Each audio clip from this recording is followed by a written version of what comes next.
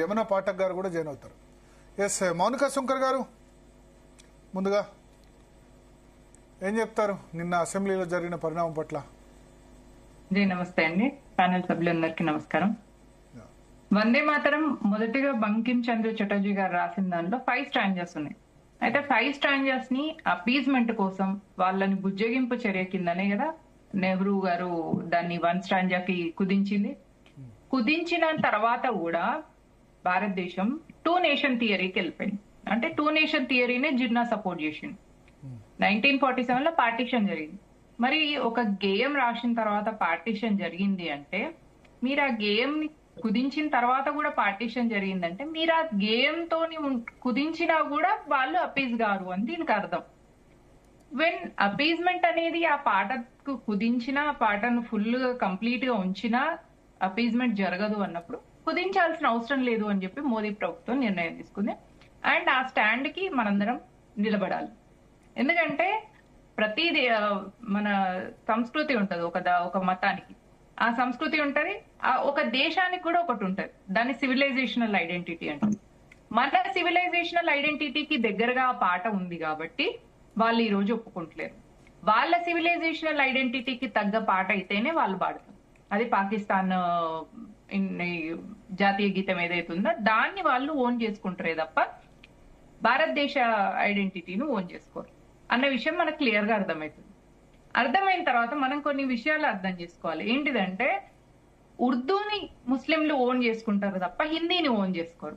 ఇది 1947 కి ముందు నుంచి కూడా ఈ లాంగ్వేజ్ బ్యారియర్ ఉంది. ఎందుకంటే ముస్లింల దృష్టిలో ఉర్దూ అనేది వాళ్ళ లాంగ్వేజ్, హిందీ వాళ్ళ లాంగ్వేజ్ కాదు. కాబట్టి హిందీలో ఉన్న వందే మాతరం గాని, అందులో ఉన్న శబ్దాలను గాని, అందులో ఉన్న పదాలను గాని వీళ్ళు వాడరు. ఇక్కడ ఇది పాయింట్. నెక్స్ట్, అంబేద్కర్ గారు ఇదే విషయాన్ని 2 నేషన్ థియరీని ముస్లిం సపోర్ట్ చేస్తారు అంటూ పాకిస్తాన్ ద పార్టీషన్ ఆఫ్ ఇండియాలో ముస్లింలు ప్రపంచాన్ని 2 పార్ట్స్ గా డివైడ్ చేస్తారంట. ఒకటి దారుల్ హరబ్, దారుల్ ఇస్లాం.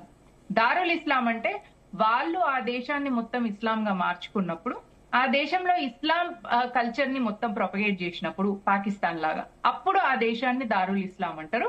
ఏ దేశంలో అయితే మెజారిటీ నాన్ ముస్లింలు ఉంటారో, అంటే భారతదేశం లాగా ఉన్న దాన్ని దారుల్ హరబ్ అంటారు.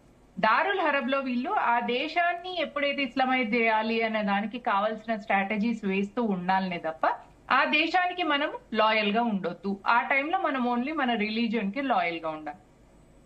పాకిస్తాన్ లో వీళ్ళకి దేశభక్తి ఉంటది ముస్లింలకు, కానీ నాన్ ముస్లిం కంట్రీస్ లో వీళ్ళకి దేశభక్తి ఉండదు. ఆ దేశాన్ని మొత్తం ఇస్లాం దేశం చేసేయాక ఆ దేశం పట్ల వాళ్ళకు దేశభక్తి అనేది ఉండదు. ఇది మనం క్లియర్ గా అండర్స్టాండ్ చేసుకోవాలి. అంబేద్కర్ విషయంలో అంబేద్కర్ గారు రాసిన కొన్ని విషయాలలో మనం ఏకీభవించకపోవచ్చు, కానీ అంబేద్కర్ గారు ఇస్లాం గురించి వెళ్ళి 2 నేషన్ థియరీ గురించి మాట్లాడిన దానిలో మనం ఏకీభవించాలి. అంబేద్కర్ గారు ఇంకొక ఇంపార్టెంట్ విషయం కూడా చెప్పిండ్రు. కంప్లీట్ ఎక్స్చేంజ్ ఆఫ్ పాపులేషన్ జరగాలి. పాకిస్తాన్ లో ఉన్న హిందూస్, జైను, బౌద్ధులు, క్రిస్టియన్లు వీళ్ళందరూ హిందూ ధర్మంలోకి వస్తారు. క్రిస్టియన్ రిలీజియన్ లో ఉన్న వాళ్ళని కూడా మనం వాపస్ తెచ్చుకోవాలని అంబేద్కర్ గారు చెప్పి భారతదేశంలో ఉన్న ముస్లింలందరినీ పాకిస్తాన్ కి పంపించాలి. అప్పుడే రియల్ పార్టీషన్ జరిగినట్టు. 2 నేషన్ థియరీతో పాటు కంప్లీట్ ఎక్స్చేంజ్ ఆఫ్ పాపులేషన్ ని అంబేద్కర్ గారు సపోర్ట్ చేసిండ్రు. దీన్ని నెహ్రూ గారు ఆపడమే కాకుండా అపీజ్మెంట్ కింద ఈ టాపిక్ ఇంకొకసారి మాట్లాడడం వల్ల వాళ్ళ మనోభావాలు దెబ్బతింటాయని అప్పటి నుంచే ఈ కాంగ్రెస్ బుజ్జగింపు చర్యలు మొదలుపెట్టి ఇప్పుడు ఏమైపోయిందంటే చెట్టు మొక్కై వంగదు మానై వంగన లాగా అయిపోయింది. వీళ్ళకి అపీజ్మెంట్ అలవాటు అయ్యి ఎంత దూరం వచ్చేసిందంటే, ఇప్పుడు జాతీయ గీతం పాడినప్పుడు లేచి నిలబడకుండా థియేటర్లలో కూర్చొని ఉండడం, వందే మాతర గానం వచ్చినప్పుడు కూడా వస్తుంటే కూడా ఇంత కూడా మర్యాద లేకుండా అక్కడ సభా సభ్యులు అనే బేసిక్ ఎథిక్స్ లేకుండా, బేసిక్ మోరల్ వాల్యూస్ లేకుండా వెళ్ళిపోవడం. భరత్ గారు, మీరు బస్ లో వెళ్తున్నప్పుడు మీకు రైట్ ఉంటది, సీట్ లో కూర్చునే రైట్ ఉన్నది మీకు. ఎందుకంటే మీరు టికెట్ కట్టిండ్రు, నెక్స్ట్ మీరు ఈ దేశానికి పౌరులు కాబట్టి మీకు కూర్చునే రైట్ ఉంది. మీరు కొంచెం ప్రయాణిస్తున్న తర్వాత ఒక స్టాప్ దగ్గర ఒక ముసలి వ్యక్తి గాని, ఒక ప్రెగ్నెంట్ ఉమెన్ గాని, ఫర్ దట్ మ్యాటర్ ఒక విమెన్ గాని వచ్చి నించుంటే మీరు లేవడము అనేది మీ మోరల్స్ ఎథిక్స్ కి సంబంధించింది. మీకు రైట్ ఉంది, కానీ మీరు లేవడము అనేది morals. In the same way వీళ్ళకి కూడా రైట్ ఉన్నది. మేము పాడొస్తాం, పాడకపోతాం అనేది రైట్ ఉన్నది. కానీ అదొక సింబల్ కాబట్టి, అదొక నేషనల్ సింబల్ కాబట్టి దానికి రెస్పెక్ట్ ఇవ్వడం, లేచి నించోవడం, అక్కడ కదలకుండా ఒక 5 నిమిషాలు 4 నిమిషాలు నించోవడము అనేది మోరల్స్ టు ఎథిక్స్ కి సంబంధించింది. కాబట్టి అంబేద్కర్ గారు చెప్పినట్టు ముస్లిం ఎప్పుడు కూడా భారతదేశానికి లాయల్ గా ఉండడు. కాబట్టి కంప్లీట్ ఎక్స్చేంజ్ ఆఫ్ అందరినీ పాపులేషన్ అనొచ్చా? జరగాలి అని చెప్పి ఎంఐఎం అయితే అందరిని అనొచ్చా? ఓన్లీ ఎంఐఎం చేస్తే ఎంఐఎం అయితే అందరూ, ఎందుకంటే అక్కడ వాళ్ళు రైట్స్ మాట్లాడతారు, ఎథిక్స్ వాల్యూస్ కి వచ్చేటప్పటికి ఎథిక్స్ వాల్యూస్ ఫాలో ఓవర్, ఇది వీళ్ళది. బట్ అందరు ముస్లింలు మన అనద్దు కదా, ముస్లిమ్స్ వందే మాత్రం నా పాడిన వాళ్ళు కూడా ఉన్నారు.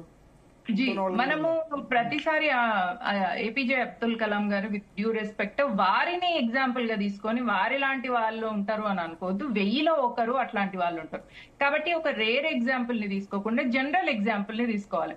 ఇప్పుడు మనం ఏదైనా ఒక సిచ్యువేషన్ ఉంది అనుకోండి, వర్షాకాలం ఉందంటే వర్షం పడుతుంది అని అంటాం, అది జనరలైజ్ గా అది సీజన్ లో ఎప్పుడైనా ఎక్స్పెక్ట్ చేయొచ్చు. ఇన్ ద సేమ్ వే ముస్లింలు ఈ దేశానికి లాయల్ గా ఉండరు అని అనేది జనరల్ స్టేట్మెంట్ అన్నమాట.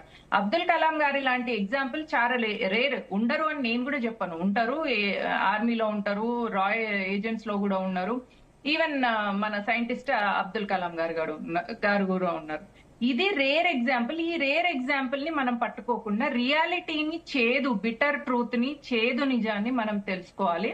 తెలుసుకున్న తర్వాత ఎట్లా వీళ్ళని మోల్డ్ చేయాలి అనేది ఆలోచించాలి. అది ఆలోచించడానికి మనందరం కూడా హిందువులు డివైడెడ్ గా ఉండదు.